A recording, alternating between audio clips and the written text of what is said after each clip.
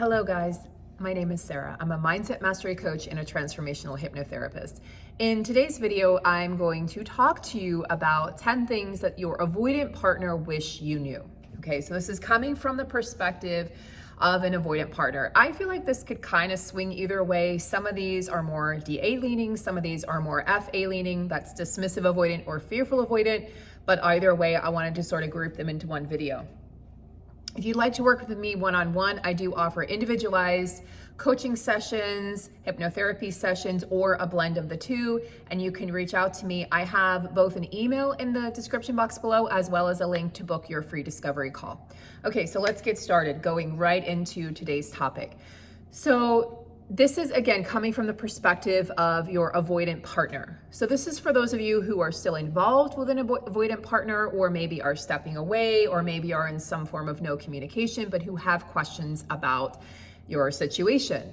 I'm also going to be doing a video on, is the avoidant partner coming back? And I'll be doing that later today, so you can catch that as well. So like, share, subscribe, and make sure that you subscribe so that you receive all notifications, because I am posting regularly now, almost every day, sometimes multiple videos a day. So make sure that you don't miss those videos. And I'll be going live soon as well. I'll be starting doing that, and I'll be taking live questions and answering them to the best of my ability.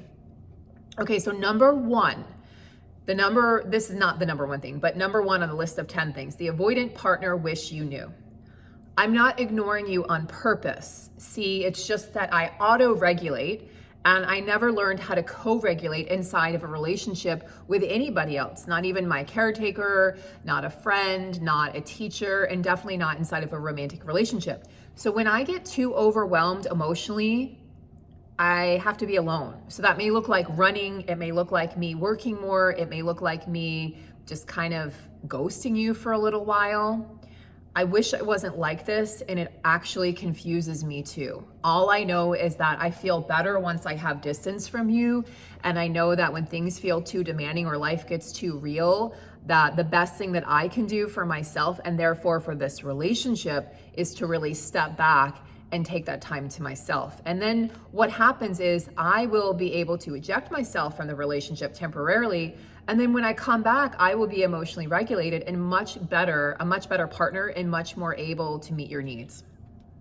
Number two, when I shut down, it's not to hurt you intentionally. It's a defense mechanism.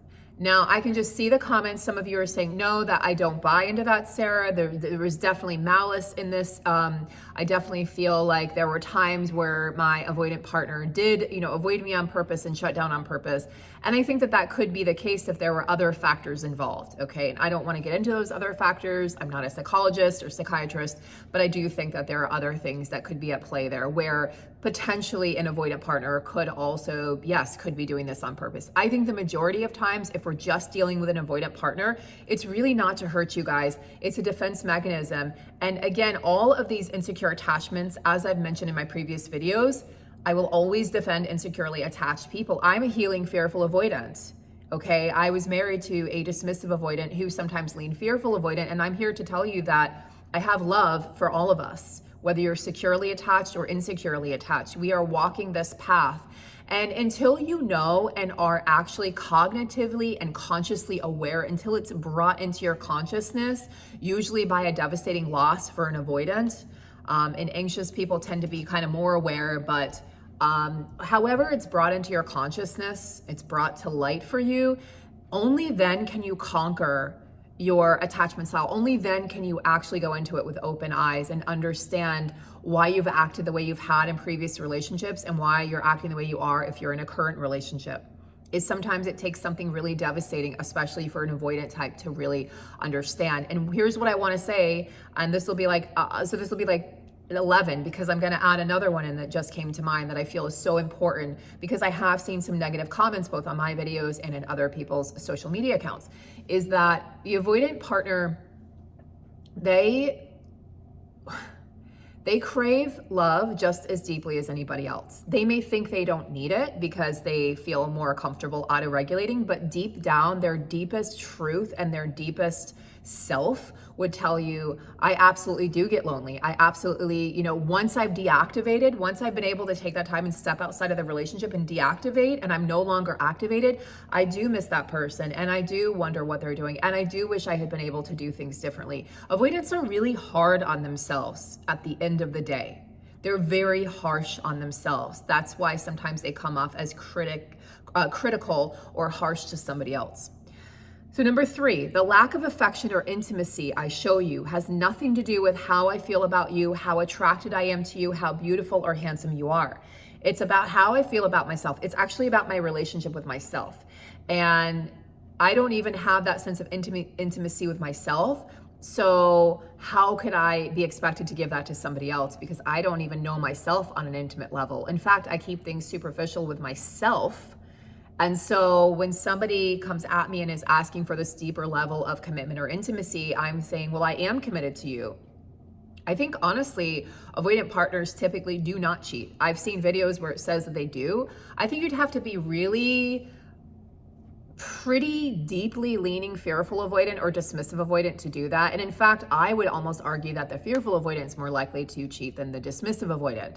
I think the dismissive avoidant is just, they're sort of like denying intimacy altogether. There's more of a fear of intimacy and a fear of engulfment. And I think the fearful avoidant actually really truly desires that intimacy and wants it and needs it. And so I think they're the ones more likely to cheat than the dismissive avoidant.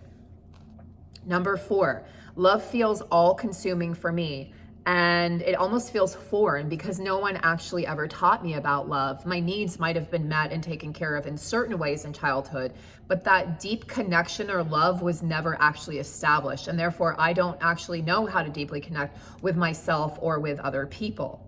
So when you show me love, I kind of feel awkward and weird, and I may not know how to act around you, or I may kind of, get silly when things are serious. It may feel awkward. You may not even be able to pinpoint it. You may just feel kind of confused, and it may feel kind of awkward when we're trying to have an intimate or serious conversation because I really don't know how to show up in that way. So I struggle, but I really want to show up in that way for you. It's just that then I get activated and then I have to go deactivate and be by myself because it feels really overwhelming and sometimes overpowering to my system. Number 5, I'm secretly very sensitive and I'm scared of getting hurt again. So you won't see me being vulnerable too often. Don't take this personally. So how might this show up? There could be a death of a beloved pet, right? And they're not really showing any emotions. This could be when the relationship or marriage is ending and you say, I don't see you, you're not showing any emotions, you don't care. And that avoidant partner might be telling you like, I do have feelings and I do care and I am in pain, but you're like, well, no, I can't see it. You're not demonstrating or displaying it to the outside world. And that is a truth. And that is something that's very challenging to be on the receiving end of if you're anxious or even fearful avoidant or definitely securely attached, to feel like you're not connected emotionally in that way to your partner. But again, don't take this personally because I am sensitive. It's just I'm really scared of being hurt because chances are I've been hurt before. In fact, I was hurt in my childhood by my parents or caretakers who didn't actually show me what love was. And so I don't really fully trust it. Number 6, please don't pressure me or try to force me to see things your way or do things your way, or even just to be a different version of myself. This will only make me retreat further. It will, in fact, push me away, and it will make me want to do the opposite thing. So if you're trying to get me to heal and sending me video reels, and this is, hello, from personal experience, okay? I was the one sending the video reels to my husband. He absolutely hated it. It did not help him heal. It did not bring us closer together. In fact, it brought us further away. I didn't know that both of us were avoidant leaning at the time. I just knew that I wanted to try to fix the relationship. But what I was doing was basically saying, you're the problem and you need to be the one to fix yourself. No, we were both the problem. And as a fearful avoidant, I'll just, even though this is a video on dismissive avoidance, a little tidbit here for the fearful avoidance or those of you in love with a fearful avoidant. We have a really hard time taking accountability inside a relationship. We tend to point the fingers. We can be really nasty and then we can point the fingers at you and blame you, and thereby sort of like bypassing any accountability that we need to take. We are really good at saying, this is what you need to fix. And we sort of go into teacher form. my husband and I both did this to each other. You need to do this. You're the student, I'm the teacher. That does not work. First of all, someone's ego is going to flare unless you're really, really secure and you've really done your work and you're, I don't know, Buddha. But secondly, nobody wants to be told what to do. We want to figure things out in our own way, especially men, ladies. So take it from me, take it from my mistake. If you're dealing with an avoidant man, you know, the best thing to do would be maybe to have them see you watching these reels, because there were times where I would be watching something and he would be like in the kitchen, you know, I'd be in the living room and he's like, oh yeah, I like that video. And I'm like, oh, this is the way to do it. It has to be their idea. Okay, number 7, I had a kitty. We had a kitty, my family did, that we don't know where he came from, but he ended up with us in our home. He lived at my parents' house and his name was number 7. So when I said that out loud, he was such a trip. I called him my funny honey. He was really beautiful. I'll put a video, or I'll put a picture of him over on the post so you guys can see him. He was amazing. He passed almost 3 years ago, which is hard to believe. Love you, number 7. Number 7, I express my love for you with acts of service. Ooh. Please notice and honor these, because I struggle expressing myself verbally with words. So if you can really notice and honor the things that I'm doing for you, I would really appreciate that, and that would make this relationship go a lot more smoothly. Number 8, I fear losing myself. This is also known as engulfment inside of a relationship. So I become hyper independent. I'm hyper aware of my independence also. Like, I do not want to feel like we can be a couple, but we need to have separate interests. I need to make sure I have my own time. And I might look at you as needy if you need me too much or want to be around me too much. But then there are times where I'm really going to want to be around you, and you might be confused because you're saying, well, it's only on your terms. And it kind of can feel that way if you're dealing with me, you know, as an avoidant partner. So I really fear this. I had to become hyper independent and aware of my independence as a child, because I might have been led to cry myself to sleep. I might have not had my needs met emotionally. In fact, I didn't. And I might have witnessed some things that were really terrible to witness as an infant, as a child. I might have just been emotionally neglected. And because of that, I had to take care of my own needs. I had to, at a very young age, start to understand that I was the only one that was going to be there for me. And so my understanding of self is that I have to be self-reliant, because no one else is going to do it for me. And if they do it, they're not going to do it properly. This is a tough one. Number 8 is a tough one, because the partner can definitely feel alienated. Like, I remember trying to do things for my husband inside of our marriage, and I felt like I could never do it right. Like, even just making his coffee in the morning. So then, because I was avoidant myself, avoidant leaning, fearful avoidant, sometimes anxious, sometimes avoidant, I would sort of avoid doing anything for him. And his love language was acts of service. And so he was like, well, you know, you don't love me, in a sense. I mean, he didn't say that, but it was like I wasn't able to display the way that I loved him in a way that might have worked better for him, so that he could have understood that, because he had a certain way of doing things. And if you didn't do it his way, because he had always sort of done things his way, then you were doing it wrong, and then you may as well not do it anyway. So that's a tough one, guys. For my avoidance watching, this is really tough for your partners, because they want to do things for you. They want to show you love, but they're not really sure how. They don't want to get their heads bitten off. You know, they don't want to be told they're doing it wrong. That's going to, you know, eventually they're going to shut down and then become avoidant, right? Number 9, when you need reassurance from me, I will often misinterpret this as criticism of me, even when you are actually trying to just bond with me or get closer to me or bring in more intimacy. And oftentimes, if you're dealing with an avoidant partner, that's what your partner, avoidant, I'm speaking to the avoidant, your partner is trying to get close to you. They're saying like, hey, this bothers me. And they're saying that because they love you. In fact, this is a phrase that I used to say that I think will really hit home for some of you, especially if you're an avoidant watching. I would tell my husband, I would say, you should be afraid the moment that I stop fighting, because as long as I'm still fighting for you, I'm arguing with you, it's because I love you, it's because I care, it's because I'm passionate, it's because I'm trying to save our marriage.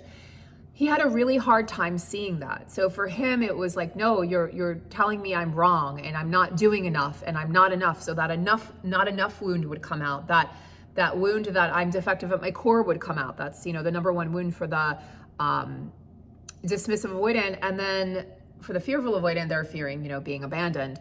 But either way, like anybody who's insecurely attached, or really anybody in the world, even if you're securely attached, we all have this not enough wound going around. It's why we run into relationships, to try to save ourselves from ourselves. We're like, you can save me. I don't want to do it. It's why people get married to the wrong person. It's why, we worry so much about money and fame and, what we look like and what we sound like and all of these things, or what we dress like. It's the reason why it's the reason why we do so much of what we do. Because we have that unworthy wound, that we're not worthy as we are, that we need to somehow be different, right? It's not true. But this is a really tough one, again, avoidance, because your partner may come to you and they're trying to get close to you. They're trying to have an honest conversation. They're not trying to punish you. That's another term I heard a lot, is you're punishing me. I was not punishing him. I mean, I'm sure sometimes I was when I was really angry or triggered, absolutely. But the majority of the time, like 85% of the time, or even 90% of the time, I was trying to get a point across. I was really trying so hard to salvage that relationship because I knew that it was breaking down day by day. All right, lastly, number 10, I deeply wish I could connect more and deeper with you, but I don't even know how to connect with myself. So until I have that relationship with myself, I can't really have a deep relationship with you. I have a deep-seated fear of intimacy. And again, this stems back to childhood. It was never demonstrated. Likely they didn't see their parents really emotionally connect with each other. They also didn't experience real emotional connectedness with their parent. So those are my top 10 things, and I have more, but those are the ones that I came up with for this video that the avoidant really wish you knew. If this was helpful, please like, share, subscribe, leave a comment below. All of these things help my channel, help me organically grow, and help me to be able to continue producing these videos for you. I will see you guys in the next video. Have a beautiful and safe day.